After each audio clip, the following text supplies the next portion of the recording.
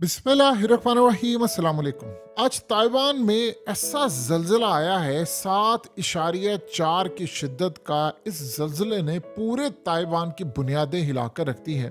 Taiwan एक तरक्की याफ्ता मुल्क है और हालत ये हो चुकी है कि इंटरनेट से लेकर बिजली का निज़ाम तमाम चीज़ें धर्म भरम हो गया और इतनी यानी आप ये सोच लें उनका इंफ्रास्ट्रक्चर इतना ज़्यादा मजबूत है, इतना ज़्यादा मजबूत है कि ये जल्जला अगर पाकिस्तान या किसी और मुल्क में आया होता तो अमारतें क्या, यहाँ पर तो लोग मर चुके होते बड़ी तादाद में और सब कुछ ज़मीन बोस हो चुका था। इसके अलावा सूरत हाल ये है कि चाइना की तरक्की आसमान पर है, लेकिन इस तमाम चीज़ों के बावजूद, तमाम तर चीज़ों के बावजूद सब कुछ तबाह बर्बाद हुआ। अब सबसे बड़ा यहाँ सवाल ये पैदा होता है कि ये टाइमिंग इस जल्जले की बड़ी अहम है और इस टाइमिंग के पीछे क्या किसी टेक्नोलॉजी का हाथ है इस जल्जले के हवाले से। आप इमेजिन कर लें कि इतना इंफ्रास्ट्रक्चर अहम है, उसके बावजूद ये हाल हुआ। अब टाइमिंग उसकी क्यों अहम है? देखिए, हुआ ये है कि इस वक्त चाइना ने कुछ अरसे पहले यानी वो ट्रेनिंग कर रहे थे कि किस तरह ताइवान का जो पैलेस है, सदारती महल है, उस महल की बिल्कुल कॉपी तैयार करके चाइनीज फौजें तैयारी कर रही थी कि हमने किस तरह ताइवान में घुसना है और वहां पर फौजें उतारनी है। फौजें उतारने के बाद वहां पर सदारती महल पर सदर को जाहिर सी बात है गिरफ्तार करना और ये तमाम चीजें। अब इस सूरत हाल में अमेरिका में कंटिन्यूसली ये बात जारी है कि ताइवान को आज नहीं तो कल चाइना ने कैप्चर कर लेना है। अब ये जो जल्जला आया है, इस जल्जले में सबसे जो अहम बात है कि इतना खतरनाक जल्जला था कि आप ये मनाजिर देख सकते हैं कि जानवर जो थे उनको, चूंकि अब इसका क्या सूरत हाल का अंदाजा कैसे लगाया जा सकता है कि कई दफा जानवरों को अंदाजा हो जाता है पहले कि चीजें खराब हो रही हैं, तूफान आने वाला है, जल्जला आने वाला है। तो आप ये देखिए कि घरों के जानवरों ने अपने आप को छुपाना शुरू कर दिया था। इतना तबाहकुन जल्जला था जिसने सारी चीजें हिला दी।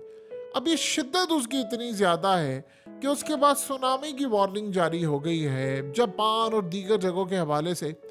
तो ये मामला क्या है? अब ताइवान इसको कैसे टैकल करेगा? आप ये देखें कि इस वक्त ताइवान के हवाले से एक बड़ी अहम चीज आ रही है सामने जो कि चाइना कतई बर्दाश्त नहीं करेगा और आप इसको लिंक जोड़ेंगे तब आपको समझ आएगी कि क्या वाकई ये टेक्नोलॉजी की तरफ से ये तमाम चीजें इस्तेमाल करके जल्जला आया है, आर्टिफिशियल तरीके से जल्जला आया है। ये क्या पैगाम दिया गया है? जल्जला आया है ताइवान के अंदर और ताइवान वो मुल्क है जिसको चाइना कहता है वो मेरा मुल्क है। वो पाकिस्तान की तरह नहीं है कि कश्मीर हमारी शारक है और करना कुछ कश्मीर के लिए नहीं। वो तैयारी करके बैठे हुए हैं कि हमने ताइवान को अपने साथ शामिल करना है, ये चाइना का हिस्सा था। अब सूरत हाल ये है कि ताइवान में एक अजीब सीन आपको नजर ये आ रहा है कि अमेरिका में गुफ्तगू ये शुरू हो गई है कि हमें अपनी एनजीओज को और हमें अपनी फौजों को इमदादी सरगर्मियों के लिए ताइवान भेजना चाहिए। देखिए, चाइना ने यह बात बड़ी वाज़ेह की हुई है कि अमेरिकी फौजी यहां पर आएंगे तो मैं इनसे इन बचा दूंगा। और पता ये चला कि अमेरिका की फौज के कई लोग जो थे वो ताइवान में मौजूद थे। और इस सूरत हाल में आपको याद होगा पाकिस्तान में जब जल्जला आया था तो उसके बाद क्या हुआ था? इमदादी सरगर्मियों की आड़ के अंदर ब्लैक वाटर के लोग पाकिस्तान आए थे, उनकी फौज के लोग आए थे।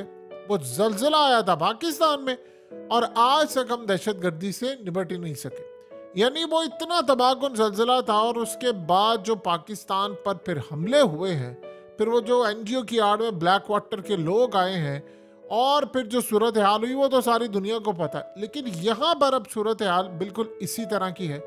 अब वो कह रहे हैं कि जी एनजीओज आए। देखिए, एनजीओज को आप रोक नहीं सकते। अब एनजीओज की आड़ के अंदर बहुत बड़ी तादाद में अगर जासूस आ जाते हैं जो कि असल में ताइवान को नुकसान पहुंचाने के लिए नहीं आए, वो ताइवान की जो गवर्नमेंट है वो असल में अमेरिका की इत्तेहादी है और वो जो इस दफा प्रेसिडेंट है उनका, वो तो खुल्लम खुल्ला कह रहा है कि मैंने अमेरिका से असला लेना है, अमेरिका से चीज़ें लेनी है।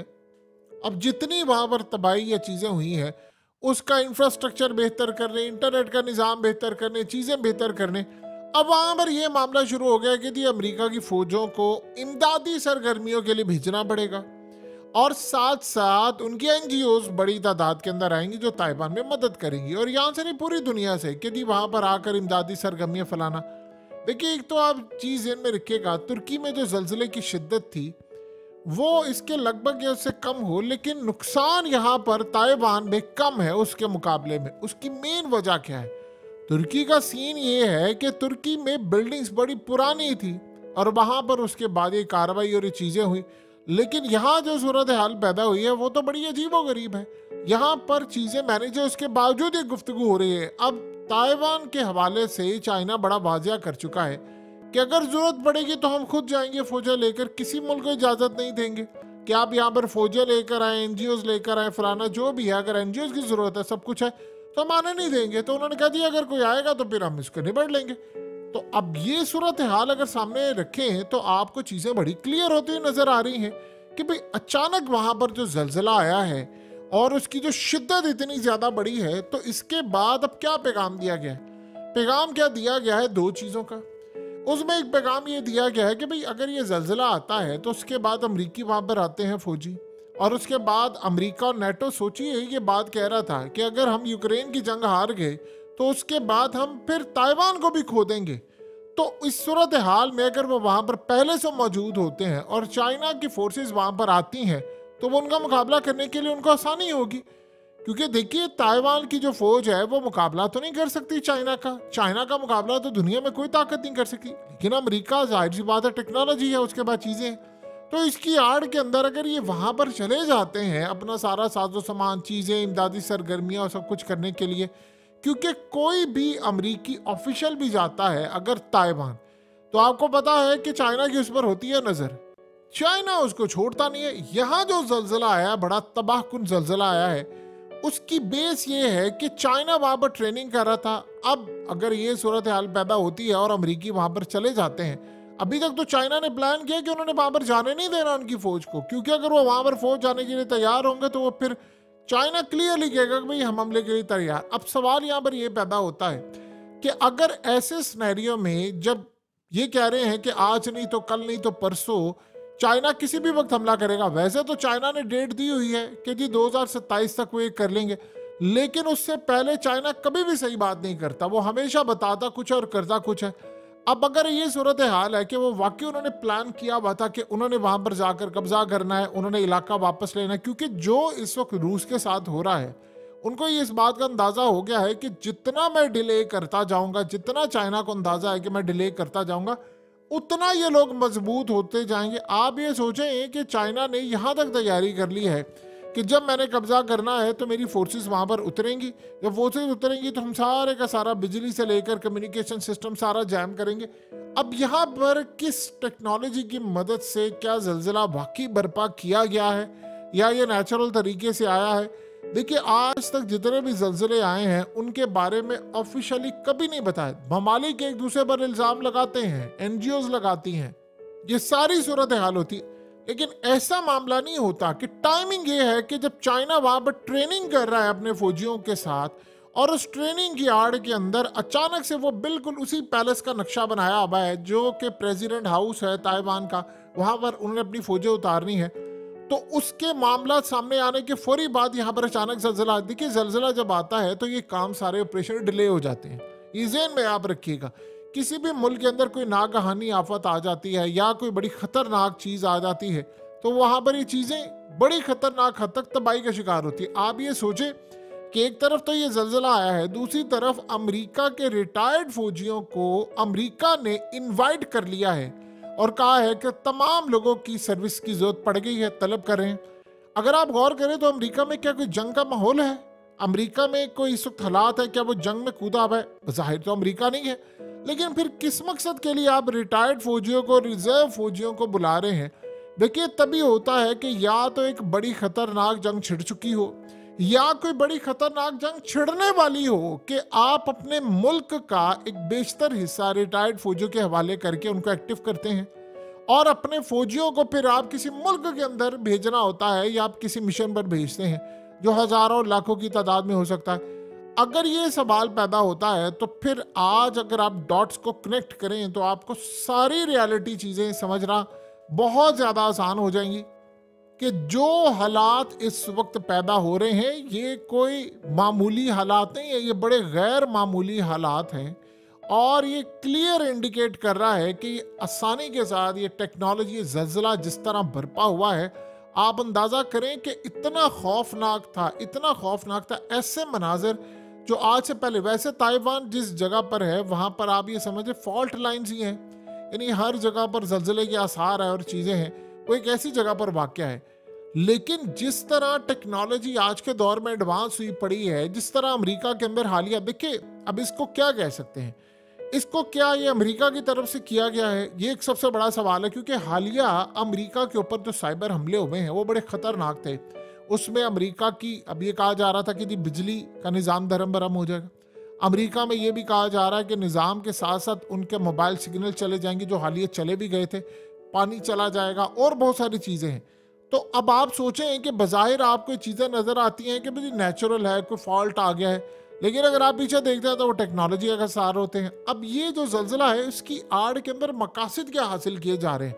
अगर वाकई अमेरिका की फौजें यहाँ पर आ जाती हैं और इमदाद के नाम पर आती हैं, तो फिर इस सूरत हाल में याद रखिएगा कि मामला बड़े क्लियर हो जाएंगे कि वाकई ही इस टेक्नोलॉजी का इस्तेमाल करके चाइना को टक्कर दी गई है कि अगर आप जिस इलाके पर कब्जा करना चाहते हैं उसको हम पूरी तरह तबाह कर सकते हैं। यानी वो ऐसी तबाही का शिकार हो सकता है कि वो पूरे का पूरा मुल्क ही इस काबिल नहीं रहेगा कि आप उसको, देखिए चाइना कभी भी नहीं चाहेगा, ये जो बहुत सारे लोग ये सोचे कि चाइना ने खुद किया, चाइना कभी भी नहीं चाहेगा कि ऐसे मामलात में वो ताइवान को तबाह करे। क्योंकि अगर कोई भी इलाका आपने फतह करना होता है तो आप उसको तबाह नहीं करते, आपको पता होता है कि बाद में आपने ही उसको रिस्टोर करना है, रिकंस्ट्रक्ट करना है, आपने उसको बनाना है, आप ही ने उसको आगे लेकर चलना है। तो आप कभी जिंदगी में अपनी ही चीज़ को तबाह नहीं करते, अपनी ही चीज़ को बर्बाद नहीं करते जब आपका प्लान हो कि आपने यहाँ पर आना है।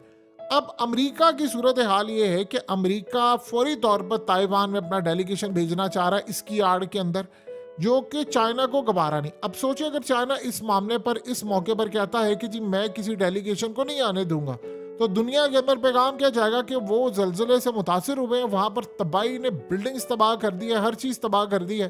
तो आप इस सारी सूरत हाल में वहाँ पर नहीं भेज रहे। अब आप सोचिए कि जो ख़ास तौर पर चाइना का मिशन है, यानी जो उन्होंने ताइवान के ऊपर कब्जा करना है या ताइवान को फतह करना है, तो आप सोचें कि जल्जले के आने के बाद वो तो काफ़ी डिले हो गया। जाहिर सी बात है, जब किसी मुल्क में, तुर्की में जब जल्जला आया था, तो आप ये सोचें कि उसके बाद 8-9 महीने, साल तक वो उसकी अभी तक स्टिल पूरा नहीं वो उससे रिकवर हो पाया, लेकिन वो स्टिल अभी तक जा रहा है। यानी उसकी अभी कंस्ट्रक्शन है, चीज़ें चल रही हैं, वो एक बड़ा लंबा चौड़ा प्रोसीजर होता है।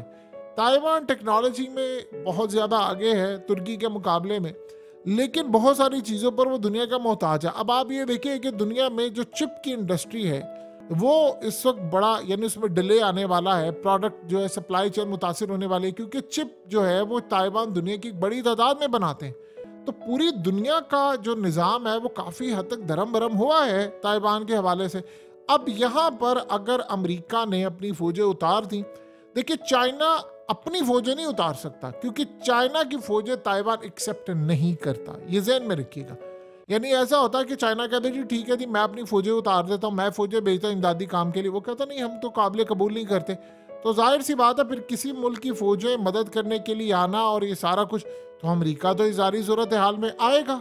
अब अमेरिका अगर आएगा तो फिर अमेरिका, तो आपको पता है कि एक दफ़ा वो किसी मुल्क में चला जाता है तो फिर वो वहाँ से फिर या मर के निकलता है या मार के निकलता है। वैसे तो अगर हालात देखें तो पिछले काफ़ी सालों से हमें एक ही चीज़ नज़र आई है कि अमेरिका को मार मार के उसका बुरकस निकाल के निकाला जाता है, क्योंकि जो अमेरिकी फौजी हैं उनका भी हाल इजराइल की तरह है, वो असल में लड़ने के काबिल नहीं है। ये हमने अफगानिस्तान में देख लिया था, वो असल में रिलाय करते हैं सब कुछ टेक्नोलॉजी के ऊपर, और वो लड़ाई के मैदान में इतने ज़्यादा बुज़दिल हैं कि आज अफगान तालिबान के पास अगर इतना असला है और ये गॉगल्स हैं और ये तमाम चीज़ें उनकी फ़ौजें इस्तेमाल करती हैं, तो वो अमरीकी फ़ौजें से छीनी हुई हैं।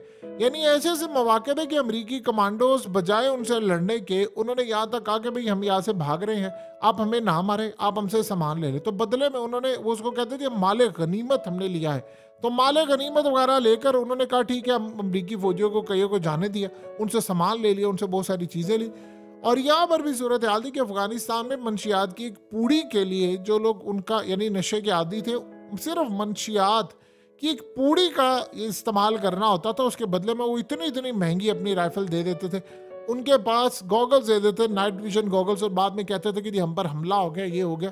यानी ऐसे भी वाकयात को देखने को मिले। तो अब सूरत हाल का जायजा लेना अहम बात है कि पता ये चले कि ताइवान के अंदर क्या टेक्नोलॉजी ने हमला किया है या किसी और ने, ये तो आने वाला वक्त बताएगा।